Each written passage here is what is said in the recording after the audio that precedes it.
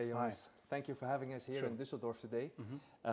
Let's start off with the first question that is keeping me busy lately, more and more by the way, because in a world where data holds the key to unlocking and groundbreaking innovation in FMCG, I was wondering from your experience how data becomes or is becoming the secret force in this transformative revolution.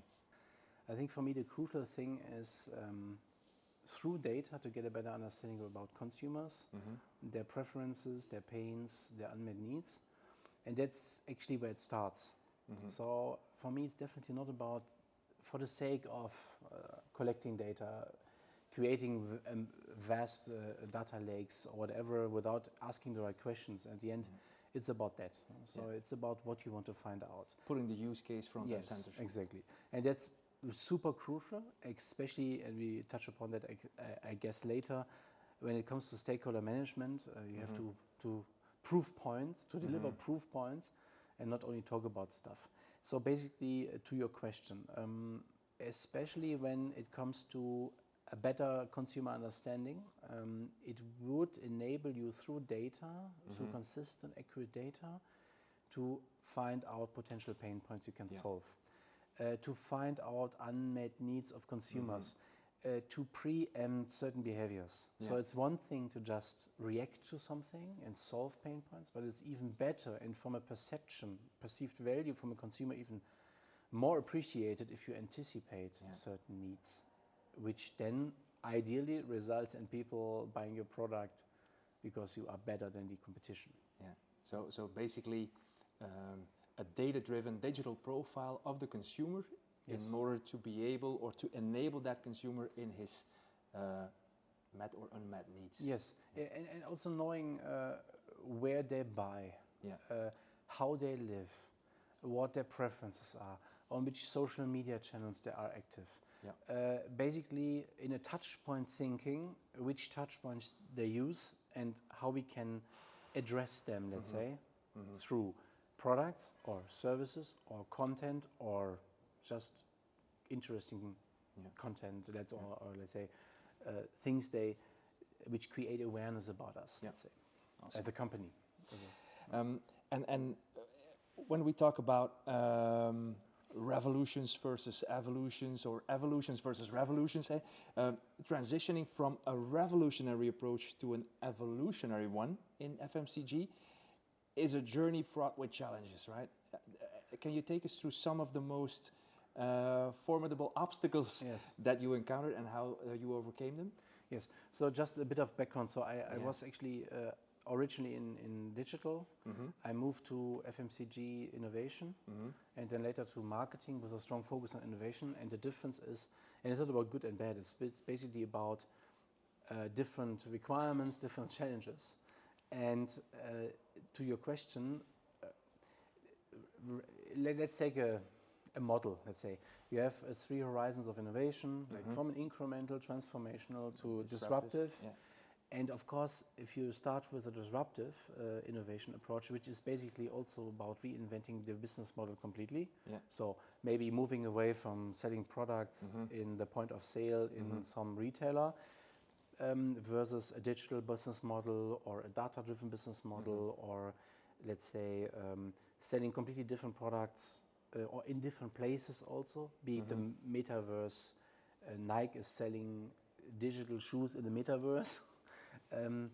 That's of course requiring different stakeholder management, different capabilities, different partners at your side, versus you said evolutionary, but let's say incremental innovation, where it's mainly about selling the product in different places, faster, better, targeting new consumers, breaking certain barriers for certain consumers to convince them to come to us.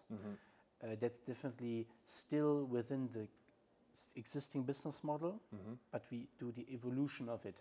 Yeah, for sure. So evolution. What the evolution comes down to is that you start from a very product-centric point. Yes, and it's basically again, it's not about good and bad. It's about like a strong heritage of products like Henkel has. how we can augment to the next level, which is, just take an example, seamless shopping as a trend. People have a mobile phone. Some households in some countries even, unfortunately, don't have toilets, but they have mobile phones. They don't have cars, but they have mobile phones. So addressing them through new or current touch points, and they want to shop anytime, any place, wherever they are. And that's something which is about evolution, so stepping into new channels, but still selling with your the good old product. Clear. You already mentioned stakeholder management, collaboration as well within innovation. Collaboration lies at the heart of successful and the more effective innovation projects. How do you forge and maintain partnerships to drive digital innovation within Henkel? Can you reveal some of your secrets that make collaboration successful? So maybe on one step back, in FMCG, it's really about the fast-moving consumer goods. It's continuous innovation, be it maybe not the business model as an evolution, but maybe the scent world, the place. But when it comes to let's say innovations which are going beyond the core product, you step out a certain comfort zone, so you don't rely on classical partners or classical supply chain approaches. You need to have different partners at different stages.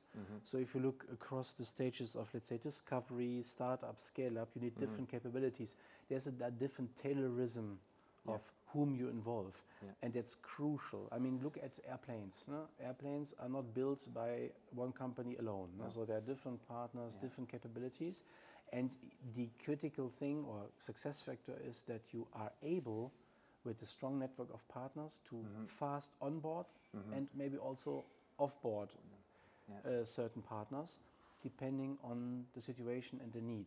And it's about really being fast, the pivot to kill things, but pivot really fast to a different route. And it requires flexibility, not only by yourself, but also by the partner you have at your side. But that ensures that you always have the best of the best in terms of competencies in the correct mix in order to push your endeavor forward. And it's definitely not about just, I need 100 people to make that happen.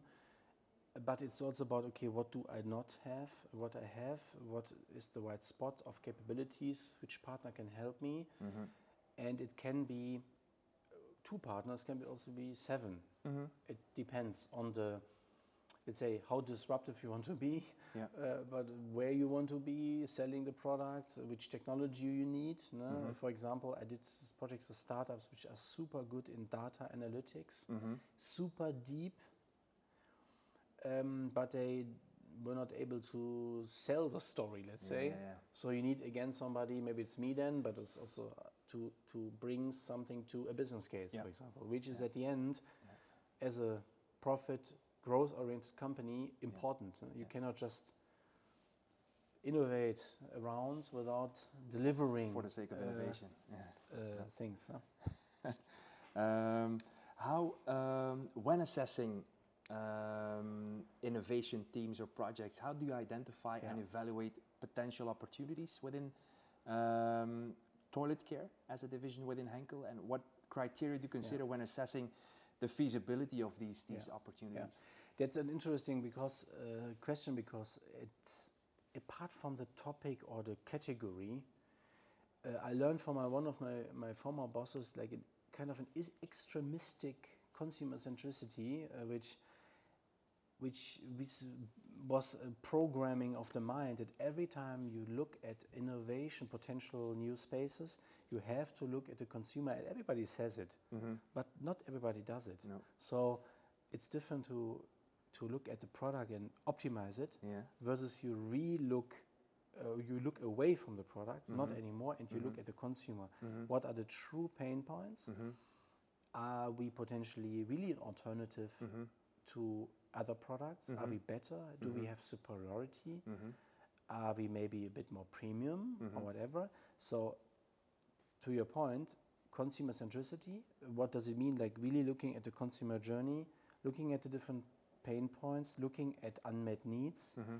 I always say the more unclear the needs and the more you serve it, the higher the perceived value. If you just solve a pain point is one thing, but solving or anticipating an unmet need and then solving it unexpectedly is a very positive surprise for the consumer.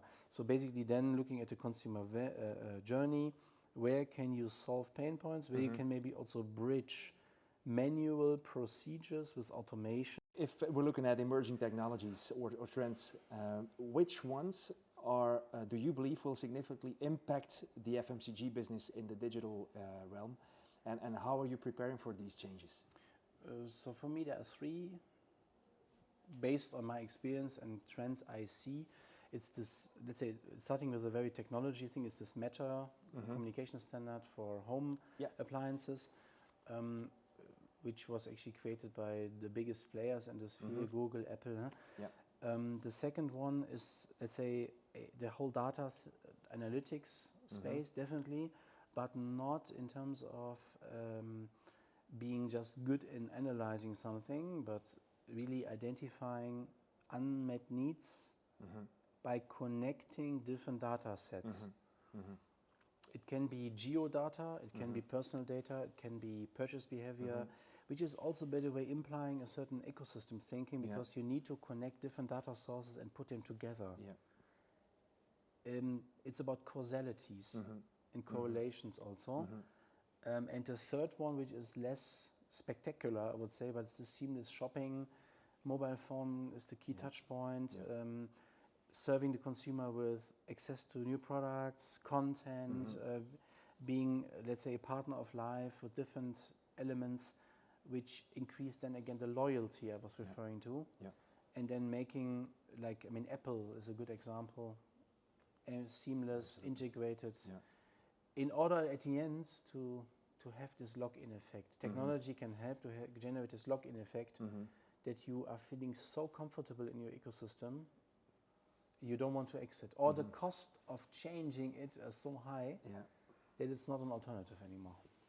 This would be my, let's say, one of the visions many have, but it requires strong partners to make it happen. And willingness and mindset to dare it, to do things. I've once read something about a very dystopian future, that we would have Apple households, that we would have Google households, and that we would have other households, right? Maybe. And so then again, you would still need to figure out, okay, how do I position myself within that very dystopian future, of course, with very typical characteristics about each and every household. Can be. Yeah, and how to plug into that. I mean, at the end, it's again consumer centricity. What do I deliver as a benefit to the consumer? If I would ask you for some invaluable advice that you could offer to professionals within FMCG who aspire to drive digital innovation and make an impact, what would that be? So it's actually based on my mistakes, what I say now, and my things I didn't do well. It's really about, you have to be able to dream about things, the wonder kind of thing you have to still keep in your heart. You have to be a vision keeper, so you have to keep this vision of thinking beyond core, liquid in a bottle, challenging the status, etc. But then it comes really quick to stakeholder management. You have to involve your stakeholders, especially also key decision makers, bringing the C-level to your lab. Showing, seeing is believing, not only PowerPoint, because this creates a certain expectation which will then maybe not be fulfilled. And if you talk about things, you have to also deliver proof points as soon as possible, like this is something is in the market for testing, and this is the feedback of consumers. And this is the advice I could give. And last but not least, don't fall in love too much. Also be ready to shoot things or kill your darlings. Johannes, thank you very much for your time and your insights. It was a pleasure to have you in this interview. Thank you so much. All the best with the endeavors within Henkel you're undertaking.